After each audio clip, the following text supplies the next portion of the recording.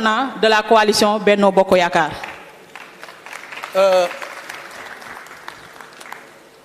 Salaamaaleykum mbooloo mi damay wax tuuti ci nasaraan mais li ëpp ci samay wax kàllaama kocc laa koy wax. maa ngi nuyu bu baax a baax mbooloo mi yépp waaye nag bu ñu nee mbooloo mi dañu fi am ay kilifa yu fi toog kilifa yooyu la ñuy jiital ci suñu nuyoo. ki ci jiitu di kuñ kenn umpaleetul ci Sénégal di sunu kilifa di lépp ci ñun di président Moustapha Niasse. wax ci moom daf ñuy jafe parce que ñun ñëpp xam nañ tànk yi mu taxaw kon mënuñu lu dul ñaanal ko yàlla may ko fan wu gudd wér gi yaram mu yàgg dañu taxaw. jërëjëf Niasse ki toog ci wetam di jigéen ju mën góor ndax Aminata Mbengue Ndiaye tudd ko doy na kañ ko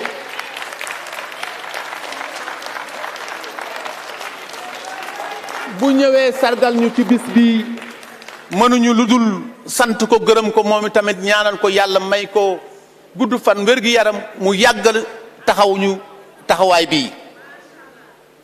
ñeneen ñi fi nekk toog mën naa wax ku ci nekk lu nekk ci ñoom muy le président Adama di ministre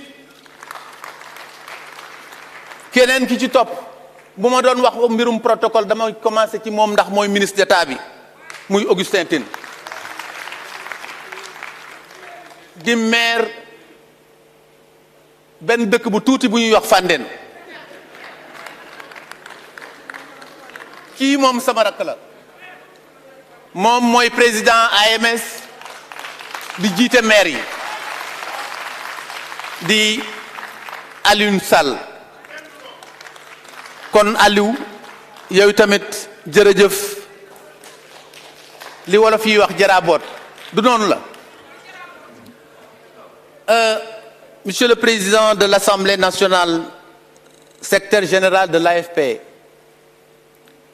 j'allais rajouter président de la coalition Benno Siggil Sénégal.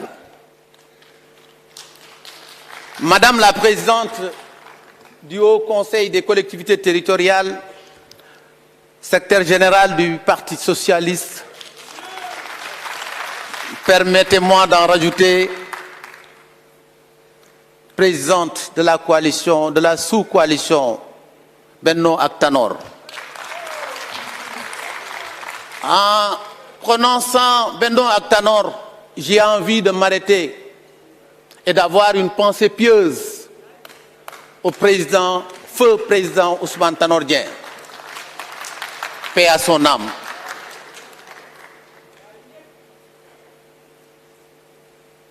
C'est vrai, nous sommes dans l'attente de voir arriver Monsieur le Président du Conseil économique, social et environnemental, président de Rewmi, le président Idriss Seck. Mesdames, Messieurs les membres du gouvernement, Mesdames, Messieurs les élus des institutions de la République, distingués invités, en vos rangs, titres et grades, mes très chers camarades de la coalition Benno Bokk Yakaar, très souvent, nous en rajoutons élargi à la majorité présidentielle. En ma qualité donc de président de la Chambre des élus de l'APR, mais aussi coordonnateur du secrétariat exécutif permanent de Benno Bokk Yakaar, au nom duquel j'ai l'honneur et le privilège de parler,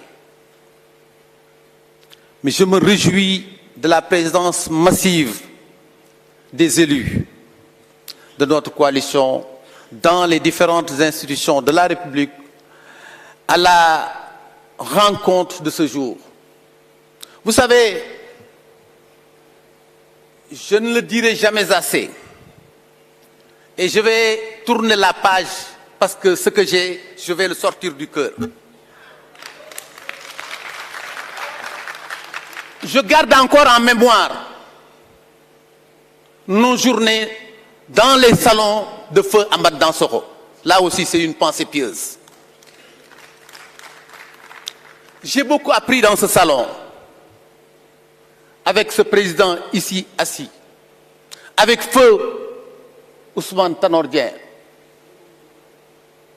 toutes les coalitions, parce qu'il faut le dire, nous APR, nous sommes nés alliance parce que nous avions pris la décision d'aller ensemble. C'est pourquoi nous avons choisi le nom Alliance. C'est en cela que nous sommes allés rejoindre l'ICR. Et l'ICR, Benno, je dis bien, ICR Benno. En cherchant à être grand, nous sommes allés trouver Front Siggil Sénégal, que dirigeaient ces vaillants, ces expérimentés de la politique sénégalaise.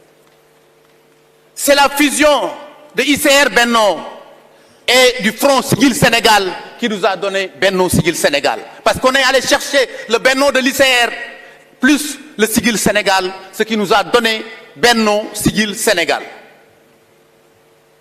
Non, nous ne sommes pas arrêtés à cela.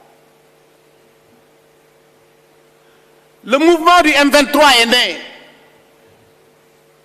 parce qu'il fallait trouver une entité qui puisse réunir et les forces politiques, toutes les forces vives de cette nation.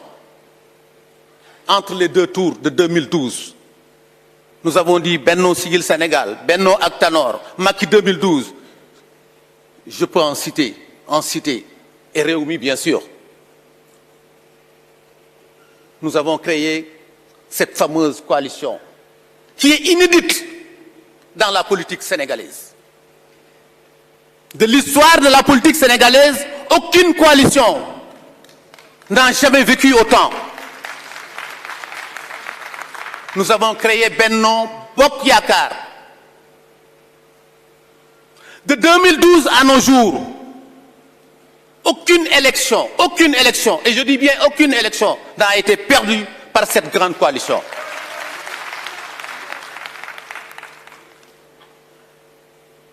Cette grande coalition qui continue de vivre, qui continue de cheminer avec la ferveur de ses militants, mais surtout de ces élus que vous êtes aujourd'hui.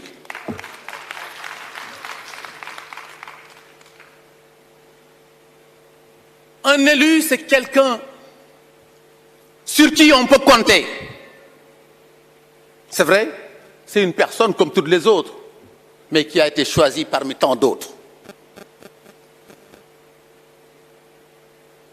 Abdoulaye Diouf Sarr disait tout à l'heure, nous sommes 530 maires. Sur 557, les collectivités locales que nous représentons ont dit oui au président de la République. Les terroirs ont dit oui au président de la République. 530 sur 557, plus de 95%. Je crois que majorité ne peut être absolue que celle-là.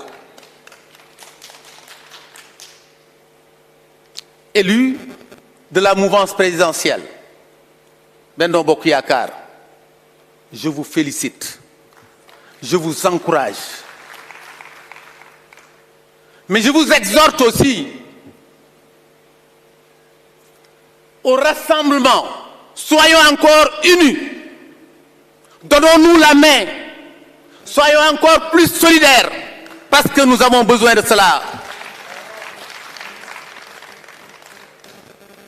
Monsieur le Président de l'Assemblée, vous représentez le Président, Son Excellence le Président Macky Sall, le Président de la grande mouvance présidentielle Benno Bokk Yakaar. Les élus vous parlent. Nous avons besoin plus de force dans nos localités. Ces maires qui sont là, qui viennent de Baguère, dans le Sédhiou, je ne sais pas si mon ami Sané est toujours là.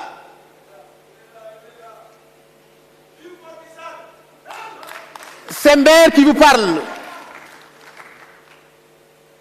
qui viennent de l'intérieur du pays, et j'allais dire partout, ont besoin de plus d'assistance. C'est vrai, il y a bien eu une réponse. Il y a le PUDC, il y a le Puma,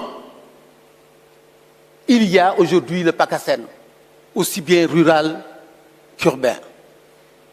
Mais, Monsieur le Président de l'Assemblée nationale, ce que nous souhaitons, c'est que les maires puissent être au cœur des futures réalisations. Le Président de la République l'a dit dans son discours, parce que nous avons l'intime conviction qu'en mettant les maires au cœur de ces réalisations de politique publique, nous allons créer de l'emploi. Et cette création d'emplois, nous en avons déjà la preuve. J'en cite un seul exemple, parce que je peux en citer beaucoup. Le FERA. Nous avons signé des conventions avec le FERA. Les maires ou les entités qui ont eu la chance d'en signer avec le FERA ont au moins, j'allais dire, un minimum de 30 emplois créés dans leur collectivité. Prenons 30 multiplié par 530, qu'est-ce que ça donne comme chiffre? Voilà, Monsieur le Président de l'Assemblée nationale, ce que nous souhaitons pour que vous puissiez être notre défenseur, comme vous l'avez toujours été, auprès de son Excellence, le Président Macky Sall. Je vais terminer ce discours, parce que je ne l'ai pas lu, par me reprendre en wolof, parce que li may wax bëgg naa ñi nga xam ne ñoo fi nekk ci biir salle bi te ëpp ci xëy na kàllaama nasaraan bi du dugg ci ñoom ñu gën ma dégg. ginnaaw bu ma nuyoo ñi ma waxoon fii ca njëlbeen gi damay delloo sargal njukkeel ngërëm ak yërmande ñii nga xam ne nii ñoo jóge ci biir ak ci biir réew mi ñëw fekk si ñu fii tey baat yi ma wax nag bu ci nekk mën naa koo toj lu tax ma wax ko xëy na sax bi ci mujj moom moo ci gën a laaj ñu farañ fàcce ko saytu ko wax lu tax mooy yërmande ji dama wax fan la bennoo jóge fi ñu jaar ba agsi ci bennoo sigil Sénégal fi ñu jaar ba agsi ci bennoo bokk yaakaar fi ñu jaar tey ba agsi ci grande mouvance présidentielle bennoo bokk yaakaar muy yoon woo xam ne nii ay waay ku fa jaar taq ban fa mu jaar ku fa jaar taq ban kenn lañu am muy président Macky Sall kenn lañu wóolu muy président Macky Sall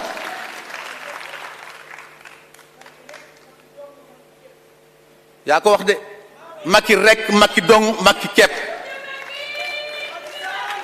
ñii fi toog tey yor ay ndombol tànk ñoo xam maire lañu ñoo xam conseiller non président de conseil départemental lañu ñoo xam conseil économique et social environnemental lañu ñoo xam haut conseiller lañu ñoo xam ay député lañu monsieur le président de l'Assemblée nationale ñii bu ñu takk woon jox seen bopp président Macky Sall feddali nañu tey takkaay boobu joxaat seen bopp président Macky Sall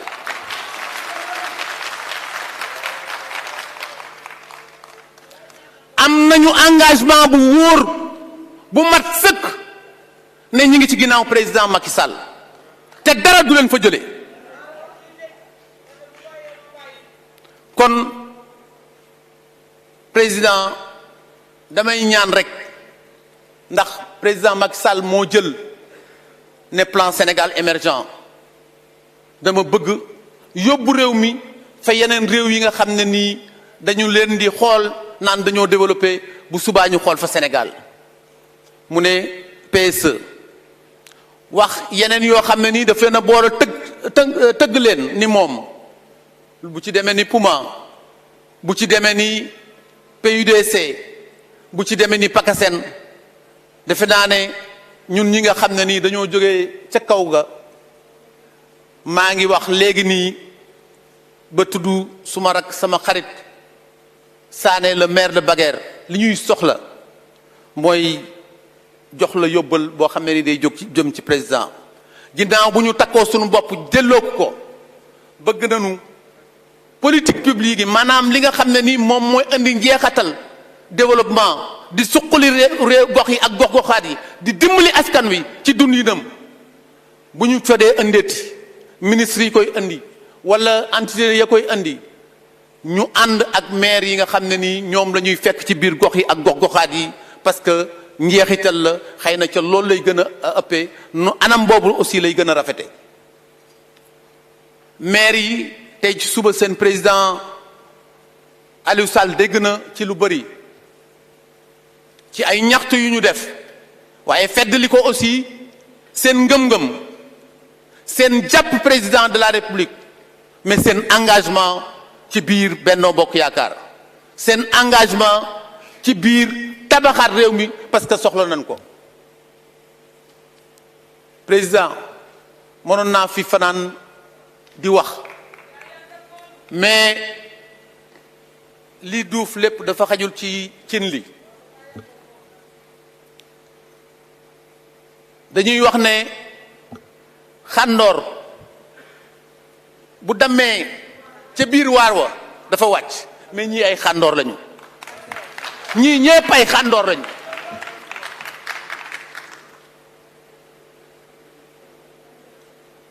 ma ne gis nga yéen ñii yéen laay waxal am na lu fi am ci ginnaaw Diouf Sarr daf ko condamné léegi mais gis nga loolu du dara du tus nanu ci jàng nag loo xam ne nii xëy na suba lii deetul am ci àdduna ndax waratul am ci àdduna junj nag dafa doy borom xel dof rek la ñuy wax ju àgg foofu laay yem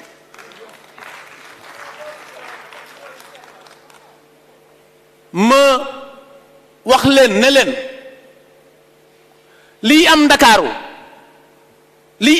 laa wax de ndakaaru rek la mën a yem Chérif maa ngi lay xool kan moo ñimee ñëw fekk la yow fa nga nekk muy def li muy def fii ndakaaru mënul nekk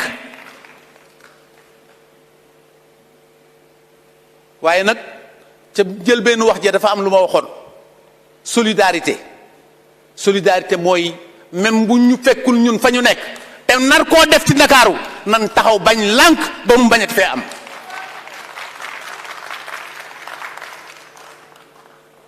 kon loolu moom lay wax ak yéen wax ji nag gàtt na lool waaye defe naa ne lu am solo la parce que man ay nit laay waxal te wóor na ma wóor yàlla ne dégloo leen ma xol xel ngeen ma dégloo président jéggal ma rek gudd naa ci wax ci waaye xol bi mooy wax maa ngi sant ñëpp di gërëm ñëpp li ma bëggoon a génne lépp mu xaju fi kon jéggal leen ma jërë ngeen jëf wa salaam